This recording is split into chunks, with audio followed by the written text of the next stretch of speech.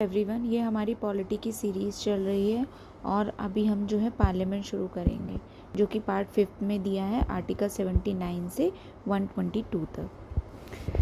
इसमें क्या कहा गया है? Parliament legislative organ of the union government consist of the president, Lok Sabha lower house and the Rajya Sabha upper house.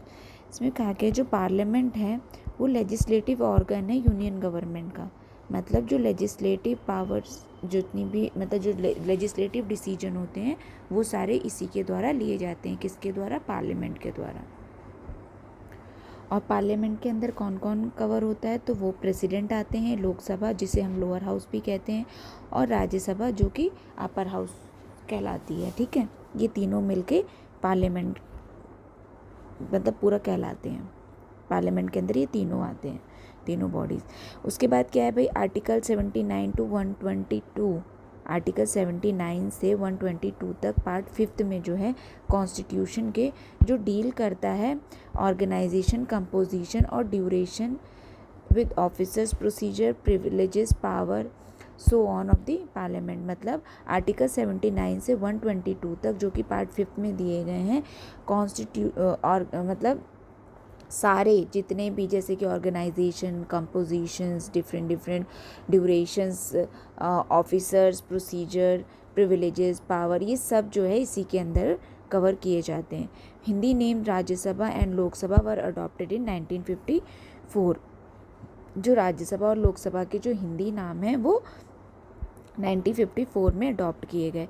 The Rajya Sabha represent the state and the union territory of the Indian union, while the Lok Sabha represent the people of India as a whole. जो राज्यसभा है वो represent करती है states को, क्योंकि क्या होता है इसमें जो इनडायरेक्ट इलेक्शंस होते हैं, पहले 12 मेंबर्स तो नॉमिनेटेड होते हैं, बाकी इनडायरेक्ट इलेक्शंस होते हैं। तो उसमें क्या होता है जो स्टेट के जो लेजिस्लेटिव असेंबलीज़ के जो मेंबर्स वगैरह होते हैं ना, तो ये लोग जो है अपॉइंट करके भेजते हैं राज्यसभा के मेंबर्स को अपने वोट के द्वारा। तो इस तरीके से इनडायरेक्टली इलेक्टेड होते हैं। तो ये कहा जाता है कि ये एक तरीके से स्टेट का रिप्रेजेंटेशन होती है राज्यसभा। और जो लोकसभा है वहाँ पे डायरेक्ट इलेक्शंस होते हैं, तो जो पीपल ऑफ इंडिया है एज अ होल, वहाँ के उनके रिप्रेजेंटेटिव डायरेक्ट वहाँ पे चुन के जाते हैं। इम्पॉर्टेंट प्रोविजंस क्या क्या हैं? President not a member of either house but an integral part of the parliament. जो प्रेसिडेंट होता है वो किसी भी हाउस का मेंबर नहीं होता है, ना ही लोकसभा का ना ही राज्यसभा का, लेकिन फिर भी वो जो है पार्लियामेंट का बहुत ही इंपॉर्टेंट पार्ट होता है। Unlike Britain and India, the American president is not an integral part of the legislature. जैसे इंडिया में जो है, ब्रिटेन में लेकिन ऐसा नहीं होता है। इंडिया और अमेरिका के प्रेसिडेंट जो होते हैं वो लेजिस्लेचर का इंटीग्रल पार्ट होते हैं, लेकिन ब्रिटेन में ऐसा सिस्टम फॉलो नहीं होता है।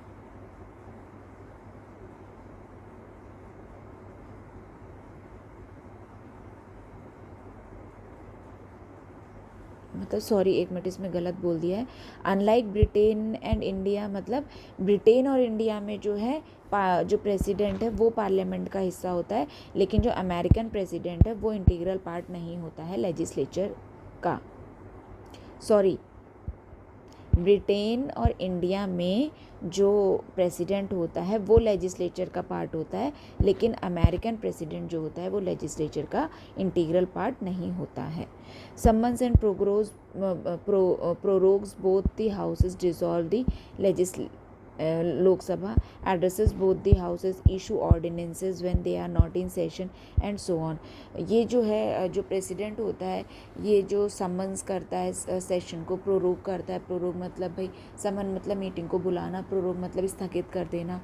बोथ द हाउसेस की जो होते हैं मेंबर्स, उनको जो उनकी मीटिंग होती है, डिसॉल्व कर सकता है लोकसभा को, एड्रेस करता है दोनों हाउसेस को। एड्रेस मतलब भाई जब भी जनरल इलेक्शंस होते हैं तो उसकी जो पहली मीटिंग होती है हर जनरल इलेक्शन के बाद, तो उसको उस टाइम पे जो ये दोनों हाउसेस को एड्रेस करता है। मतलब वहाँ पे जो पब्लिक पॉलिसीज़, जो गवर्नमेंट की पॉलिसीज़ होती हैं उन सब से इंट्रोडक्शन करवाता है दोनों हाउसेस के मेंबर वगैरह का। और जो मतलब कि हर साल की जो पहला सेशन होता है, ठीक है, उसको भी जो है ये एड्रेस करता है दोनों हाउसेस के सामने। इशू ऑर्डिनेंस इशू करता है ये जब दोनों हाउसेस में से कोई जो है सेशन में नहीं होता है। And so on. Can dissolve Lok Sabha before completion of 5 year, और ये लोकसभा को जो है डिज़ोल्व कर सकता है बिफोर 5 ईयर कंप्लीशन से, ठीक है। उसका टाइम पीरियड 5 साल का होता है, उससे पहले भी ये लोकसभा को डिज़ोल्व कर सकता है। This can not be challenge in the any court of law, और इन सारे प्रोविजंस को जो है किसी भी कोर्ट में जो है चैलेंज नहीं किया जा सकता। फिर क्या लिखा है, लोकसभा और राज्यसभा से रिलेटेड क्या क्या प्रोविजंस हैं या उनमें क्या क्या डिफ्रेंसिएशन वगैरह है। तो मैक्सिमम स्ट्रेंथ राज्यसभा की कितनी होती है, वो 250 टोटल है, जिसमें से 238 जो होते हैं वो इलेक्ट होते हैं स्टेट और यूटी में से, और 12 जो है वो नॉमिनेट किए जाते हैं प्रेसिडेंट के द्वारा। जबकि लोकसभा है उसमें जो है 550 है टोटल स्ट्रेंथ, जिसमें से 530 जो है वो इलेक्ट होते हैं स्टेट द्वारा, और जो 20 हैं वो इलेक्ट होते हैं यूटीज़ द्वारा। यूटीज़ यहाँ पे मतलब यूनियन टेरिटरी। फिर जो प्रेजेंट स्ट्रेंथ क्या है भाई, देखो ये टोटल स्ट्रेंथ दे रखी है 250, लेकिन अभी जिन इलेक्शन हुआ है और जिन पे मेंबर्स इलेक्ट हुए हैं वो हैं 245 सीट्स टोटल। उसमें से जो 225 हैं वो स्टेट्स को रिप्रेजेंट करती हैं, ठीक है, और जो 8 हैं वो जो हैं यूटीज़ की हैं, और 12 जो हैं वो नॉमिनेट की गई हैं। यहाँ पे क्या है, फिर 550 में से जो है 543 जो है वो है टोटल स्ट्रेंथ इस टाइम पर प्रेजेंट कंडीशन में, और इसमें से भी जो 524 हैं वो स्टेट्स द्वारा में से चुने गए हैं, और जो 19 है वो यूटीज़ के में से जो है 9, जैसे यहाँ पे 20 दिया है, ठीक है, उसमें से 19 जो है वहाँ से इलेक्ट किए गए हैं। फिर एंग्लो इंडियन का नॉमिनेशन अब नहीं होता, ये 2020 तक था, ठीक है, तो अभी से हटा दिया गया है। इसमें भी जो है 2 एंग्लो इंडियन थे जो नॉमिनेट किए जाते थे प्रेसिडेंट के द्वारा under article 331। It has been discontinued by the 104th constitutional amendment 2019। तो इसको 2019 में जो है 104th कॉन्स्टिट्यूशनल अमेंडमेंट एक्ट्स द्वारा हटा दिया गया है। No Anglo Indian member in the 17th Lok Sabha.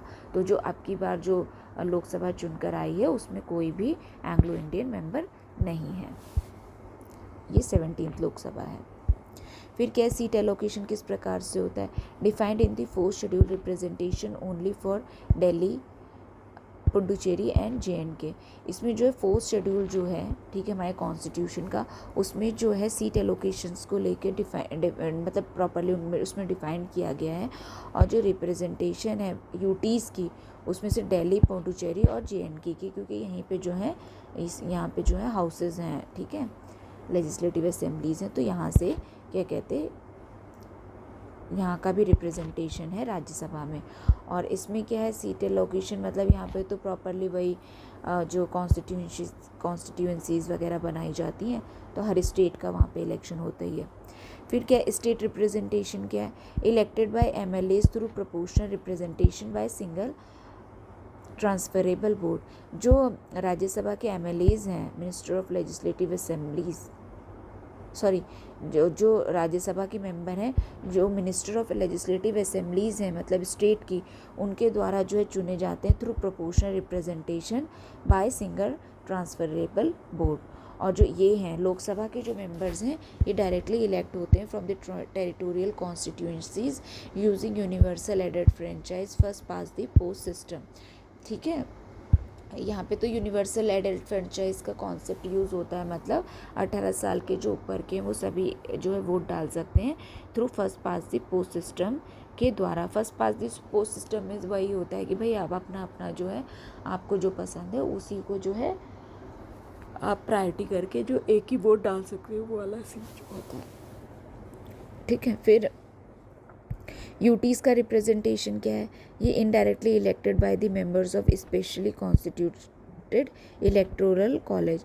UTs के केस में क्या होता है कि भाई उनके द्वारा जो इलेक्ट किए जाते हैं यहाँ पे राज्यसभा में मेंबर, वो अपना वोट किस तरीके से डालते हैं, मतलब वो क्या करते हैं, वो इनडायरेक्टली इलेक्ट करते हैं। जो यूटीज़ के जो मेंबर होते हैं उनका जो है एक इलेक्टोरल कॉलेज बनाया जाता है, फिर वो लोग जो है फिर इनडायरेक्टली इलेक्ट करते हैं यहाँ के मेंबर को। और इसमें यूटीज़ में क्या directly elected as per the union territories direct election to the house of the people act 1965 का। इसमें जैसे कि स्टेट्स द्वारा जो लोग होते हैं वहाँ पे वोट डालते हैं, उसी तरीके से यूटी में भी इलेक्शंस का प्रोविज़न होता है और डायरेक्टली इलेक्शन होते हैं।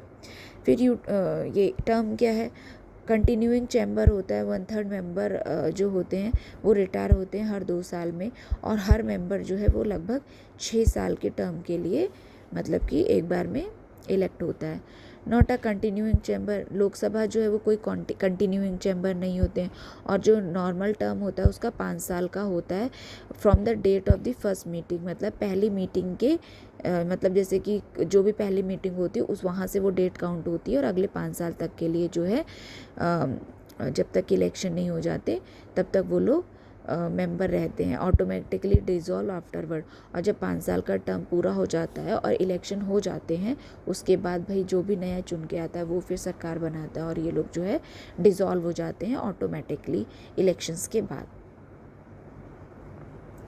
फिर क्या है, इमरजेंसी एक्सटेंशंस क्या है भाई, यहाँ पे एप्लीकेबल नहीं होते हैं। Can extend for 1 year during a national emergency but can not exceed 6 month after the emergency and. इसमें क्या कहा गया है कि जो लोकसभा है, अगर मान लो देश में कहीं इमरजेंसी लगी हुई है तो उस सिचुएशन में तो भाई इलेक्शंस तो करवा नहीं सकते ना, पॉसिबल नहीं हो पाएगा। तो फिर अगर इलेक्शन कमीशन अपनी ऐसी कोई स्थिति प्रस्तुत करता है कि इस टाइम पे जो है इलेक्शन करवाना पॉसिबल नहीं है, हो पा रहा है, तो ऐसे केस में भाई जो लोकसभा है उसका टाइम पीरियड एक बार में 1 साल के लिए बढ़ाया जा सकता है। लेकिन जब नेशनल इमरजेंसी जो है वो ख़त्म होती है तो उसके बाद जो है क्या कहते हैं, उसके 6 मंथ बाद जो है मतलब वो जो है उससे ज़्यादा जो है मतलब टाइम पीरियड नहीं बढ़ा सकते। नेशनल इमरजेंसी ख़त्म होने के आपको 6 मंथ के भीतर जो है फिर इलेक्शन करवाने पड़ते हैं, ऐसा आर्टिकल 352 में दिया गया है। फिर नॉमिनेशन क्या होते हैं, जो 12 मेंबर होते हैं वो नॉमिनेट किए जाते हैं प्रेसिडेंट के द्वारा, जिनके पास नॉलेज और एक्सपीरियंस होता है लिटरेचर, साइंस, आर्ट और सोशल सर्विसेज में, ऐसा आर्टिकल 80(3) में दिया गया है। और यहाँ पे कोई नॉमिनेशन का प्रावधान ही नहीं है लोकसभा के केस में, अब नहीं है, पहले एंग्लो इंडियंस को किया जाता था।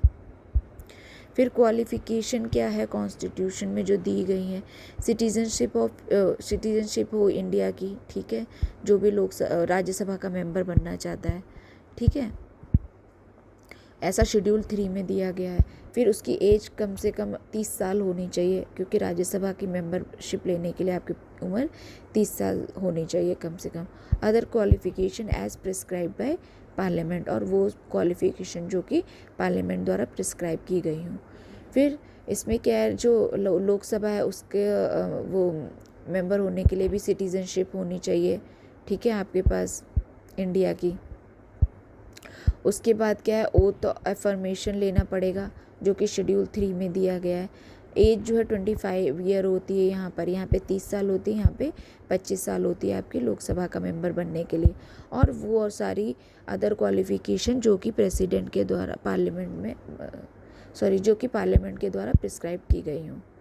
फिर क्या है क्वालिफ़िकेशन जो कि RPA act, representation of people act जो 1951 का है, उसमें जो दी गई है कि भाई must be registered as an elector for a parliament constitution, must be a member of SC/ST community for reserve seat. Qualification के मामले में कहा गया है कि जो राज्यसभा की मेंबरशिप के लिए इलेक्शन लड़ रहा होगा तो उसमें क्या है कि वो जो रजिस्टर होना चाहिए as an elector for the parliamentary constituency. पहले तो ये था कि भाई जहाँ से खड़े हो रहे हो उसी कॉन्स्टिट्यूंसी में तुम्हारा रजिस्ट्रेशन होना चाहिए था, लेकिन अब ऐसा प्रावधान कर दिया गया है कि भाई आप जो है कोई भी पार्लियामेंट्री कॉन्स्टिट्यूशन में एज ए इलेक्टर जो है रजिस्टर होने चाहिए, देश की किसी भी पार्लियामेंट्री कॉन्स्टिट्यूशन में। Must be A member of SC/ST community for reserve seat, और अगर आप रिजर्व सीट जो कि SC/ST को बिलोंग करती है उनके लिए इलेक्शन उनके उनकी तरफ से जो आप इलेक्शन लड़ रहे हो, SC/ST का रिजर्वेशन का फ़ायदा लेते हुए आप जो है इलेक्शन लड़ रहे हो, ठीक है, पोस्ट पे, तो फिर आपको फिर उसके लिए SC/ST होना ज़रूरी है। और जो क्वालिफ़िकेशन लोकसभा के मेंबर के लिए दी गई, इसमें क्या गए, इसमें भी है कि must be A register for parliamentary constituency में आपका रजिस्ट्रेशन होना चाहिए। Must be A member of SC और ST committee for reserve seat के लिए, अगर आप रिजर्व सीट के लिए इलेक्शन लड़ रहे हो तो आपका SC/ST होना अनिवार्य होगा फिर। डिस्क्वालिफिकेशन क्या है, जो कि कॉन्स्टिट्यूशन में मेंशन है, होल्ड ऑफिस ऑफ प्रॉफिट। अगर आपने किसी भी प्रकार का ऑफिस ऑफ प्रॉफिट होल्ड कर रखा है तो आपका डिस्क्वालिफिकेशन हो जाएगा। आप किसी भी अगर आप किस सिटीज़न ऑफ इंडिया नहीं हो तो भी आपका डिस्क्वालिफिकेशन हो सकता है। अगर आप अनसाउंड माइंड के हो और ऐसा आपको जो है कोर्ट द्वारा डिक्लेयर कर दिया गया है तो भी आप जो है डिस्क्वालीफाई हो जाओगे। अनडिस्चार्ज और इंसॉल्वेंट हो, भाई आप किसी तरीके से इंसॉल्वेंट घोषित कर दिए गए हो, ठीक है। फिर एक्वायर्ड फॉरेन सिटीजनशिप, आपने किसी की और देश की जो है सिटीजनशिप, फॉरेन सिटीजनशिप एक्वायर कर ली हो, उस केस में भी तो ये सारी कंडीशन है जिसके अंडर में आप जो है डिस्क्वालीफाई हो जाओगे। और इसमें क्या है, लोकसभा के मेंबरशिप के लिए क्या है, आपने कि कोई किसी प्रकार का ऑफिस ऑफ प्रॉफिट होल्ड ना कर रखा हो, ठीक है, वरना आप डिस्क्वालीफाई हो जाओगे। आप सिटीज़न होने चाहिए, अगर आप सिटीज़न नहीं हो तो भी आप डिस्क्वालीफाई हो जाओगे। अनसाउंड माइंड वाला भी है कि भाई आप कोर्ट द्वारा डिक्लेयर ना किए गए हो। अनडिस्चार्ज इंसॉल्वेंट नहीं होना चाहिए। एक्वायर फॉरेन सिटीजनशिप, अगर आपने किसी और देश की सिटीजनशिप एक्वायर कर रखी है तो भी आप डिस्क्वालीफाई कर दिए जाओगे। फिर क्या डिस्क्वालिफिकेशन जो कि आरपीए में दिया गया है 1951 में, ये तो देखो क्या था जो कॉन्स्टिट्यूशन में मेंशन है, ठीक है। और जो रिप्रेजेंटेशन ऑफ पीपल्स एक्ट है वो जो है 1951 का, उसमें क्या क्या है कि भाई आप गिल्टी हो किसी भी इलेक्शन ऑफेंसेस को लेकर, आपने कोई ऐसा काम कर दिया उसके लिए आप गिल्टी पाए जाते हो, सज़ा के हकदार। अगर fail to lodge election expenses, अगर आप भाई अपने इलेक्शन एक्सपेंसेस को लॉज नहीं कर पा रहे हो तो भी उस कंडीशन में भी आप जो है क्वालिफाई हो जाओगे, ऐसा आरपीए एक्ट 1951 में दिया है। फिर इंटरेस्ट इन गवर्नमेंट कॉन्ट्रैक्ट्स, अगर आप किसी प्रकार का लाभ उठाना चाह रहे हो, मान लो कि जो बोलते नहीं है कि मान लो आप जो है क्या हो, जैसे कि आप किसी अच्छी पोस्ट पर हो, आप मंत्री हो कहीं के, या आप मेंबर्स इलेक्टेड हो गए हो और फिर आप उसके लिए जो है फ़ायदा उठाते हो। मान लो कोई प्रोजेक्ट है, आपने उसके लिए अपने लिए फेवर कर लिया या आप ऐसा कुछ काम कर रहे हो तो ये गलत माना जाएगा, ठीक है। मैनेजिंग एजेंट, मैनेजर और secretary in a corporation with 25% government share, और अगर आप किसी ऐसे फर्म के 25% शेयर को जो है मतलब आपको ख़रीद रखे हैं, या उसके जो है आप वो हो एक तरीके से ओनर हो, जो कि कोई गवर्नमेंट कॉरपोरेशन है जहाँ पर गवर्नमेंट का शेयर है, मतलब आप कहीं पर ऐसे managing agent, as a manager या फिर सेक्रेटरी इन अ कॉरपोरेशन में जो है वर्क कर रहे हो जहाँ पर गवर्नमेंट का स्टेक 25% से ज़्यादा है, तो वहाँ पर भी आप डिस्क्वालीफाई कर जाओगे। फिर क्या है, गिल्टी ऑफ इलेक्शन ऑफेंसेस, इसमें भी सेम है, fail to lodge election expenses, interest in government contracts, ठीक है, मैनेजिंग एजेंट, मेंबर और सेक्रेटरी इन कॉरपोरेशन 25% से ज़्यादा शेयर है अगर। फिर इसमें और प्रोविजंस क्या दे रखे हैं, अच्छा ये यहाँ पर भी दे रखे हैं कि कन्विक्टेड फॉर प्रोमोटिंग एनिमिटी, आप किसी प्रकार की मतलब कि शत्रुता को बढ़ावा दे रहे हो, ठीक है। फिर पनिश फॉर सोशल क्राइम्स के लिए अगर आपको किसी प्रकार का पनिशमेंट मिला है। डिसमिस फॉर करप्शन, अगर आप करप्शन के केस में किसी तरीके से पकड़े गए और वहाँ से डिसमिस किए गए हो तो भी आप डिस्क्वालीफाई हो, सेम है इसमें भी। फिर क्या डिस्क्वालिफिकेशन जो एंटी डिफेक्शन में दिया गया है, decided by the chairman, Rajya Sabha के केस में जो है उसका डिस्क्वालिफिकेशन जो कि एंटी डिफेक्शन लॉ के अंडर में आता है, तो उसमें जो है क्या है कि ये डिस्क्वालिफिकेशन जो है डिसाइड किया जाएगा चेयरमैन जो है राज्यसभा का, उसके द्वारा। जुडिशली रिव्यूएबल, मतलब अगर ऐसा कोई केस आ जाता है जहाँ पे लगता है कि भाई कोई चेक करना है कि आर्बिट्री एक्शन तो नहीं लिया गया है, तो उस केस में क्या है भाई, यहाँ पर जो है जुडिशियल रिव्यू का भी प्रावधान रखा गया है डिस्क्वालिफिकेशन के मतलब कि देखो यहाँ पे क्या कह रहा है, डिसाइडेड बाय द चेयरमैन, जो डिस्क्वालिफिकेशन होगा या नहीं होगा ये जो है चेयरमैन डिसाइड करता है। फिर जुडिशियली रिव्यूएबल है, मतलब वो जो चेयरमैन ने डिसाइड करा है कि भाई अब इनका डिस्क्वालिफिकेशन कर देना चाहिए, तो उस केस में क्या है भाई, जुडिशियल रिव्यू भी किया जा सकता है। मतलब ये है ना कि आपको पावर मिल गई मान लो, ठीक है, तो आप उसका गलत फ़ायदा मत उठाओ कि आपने कुछ फेवर करवाने के लिए आपने किसी को डिस्क्वालीफाई कर लिया हो, या इस तरीके का कोई प्रेशर डालने के लिए। तो वो है जो कि क्योटो होलन जजमेंट में ये जो पास किया गया था एक तरीके से प्रोविज़न, जो कि 1992 का है। फिर क्या ground include voluntary leaving the party, मतलब अगर आपने जो है किसी पार्टी की मेंबरशिप्स को लेकर मतलब आप किसी के पार्टी के टिकट पे जो है आपने इलेक्शन लड़ा है, ठीक है, फिर आप जो है वॉलेंट्री जो है उस जो है पार्टी की मेंबरशिप को जो है एक तरीके से ख़त्म कर रहे हो, मतलब आप रिनाउंस कर रहे हो उस केस में। या फिर आपने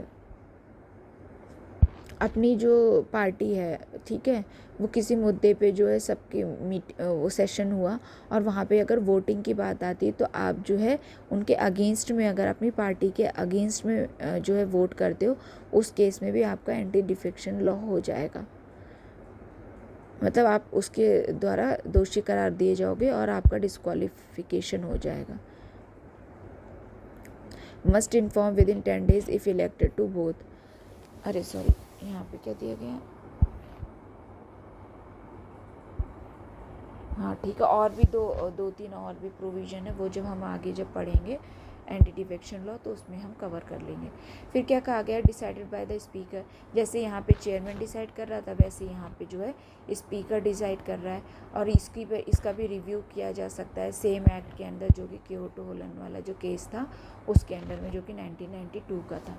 फिर क्या ग्राउंड क्या है, इसमें भी वही वॉलंटरी लीविंग कर रहे हो आप पार्टी को, ठीक है, एक बार उसके टिकट से जीत कर आ गए, फिर जो है आप अपनी मर्ज़ी से जो है जब जीत कर आ गए तो उसकी जो है मेंबरशिप छोड़ रहे हो। उसके अलावा वही अगर आपने अपनी पार्टी के खिलाफ जो है वोट किया है उसके लिए भी डिस्क्वालीफाई किया जा सकता है आपको। वैकेटिंग ऑफ